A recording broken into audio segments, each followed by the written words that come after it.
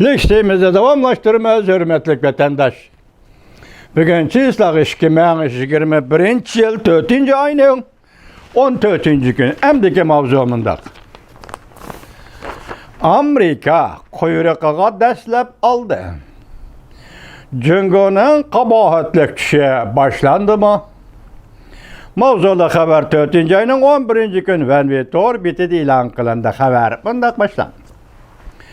Amerika Cüngo davamlı karşılaşıvatıdı. Devlet Meclisi Kengaş Palatası 2021 yıllık Stratejilik Rekabet Kanun layihəsine 14. günü muhakemeye koyup Cüngo'nun yer şardı kengivatkan təsir küçüge karıştırdı. Cümleden Uyguristan'da Xitay əməldarlarını embargo kılıdı. Hong Kong'a maddi yardım berişini talep kılıp Tayvan bilen bardı geldi münasebetleri çeklemelerini bösüp taşlap Amerika Çet Elgi Meblağ Seliş Komitetinin tekşürüş hukuk dairesini kengaytip Cüngo Kompartiyasının Kızıl kuyruğu desteğiydi. Amerika Koşmuş Ştatları şulanı kılıp Cüngo Kompartiyasının Kızıl kuyruğu desteğiydi. Bu doğruda mütehassisler mındak görsetti. Eğer kanun layihə maqullandığan bolsa, Amerika Tayvan oturusida bardı keldi münasebetler koyulgan çeklemeler elep taşlanıdır. Belki kanun belgelengen boladı ki, bu Amerika Tayvan münasebetdeki intayin zor. Özgürüş elep kelidi ki, güya Cüngo'nun kabahatlik kişi başlanıdır. Bu doğruda Cüngo Taşkı İşler Ministerliğinin bayanatçısı Cavlican qattiq bayanat e'lon qilib, qat'iy qarishtiramiz deb ko'rsatdi. Amerika Qo'shma Shtatlari bu qonun loyihasini ma'qullashni to'xtatish kerak dedi. Iqlim masalalari obzorchisi Tang Jungyuan mundaq ko'rsatdi.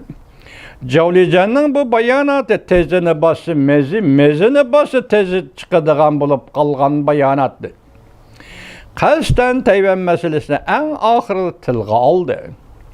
Ameliyatı bu kanun layihəsinin ağırlık noktası Tayvan meselesi üstüge koyulgan.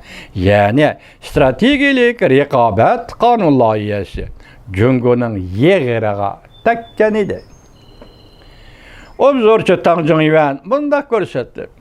Amerika Qo'shma Shtatlarının Birleşken Devletler Teşkilatı turuşluq sabık elçisi Kelly Craft Hanım planda Tayvan'ı ziyaret kılmakçı bolgan.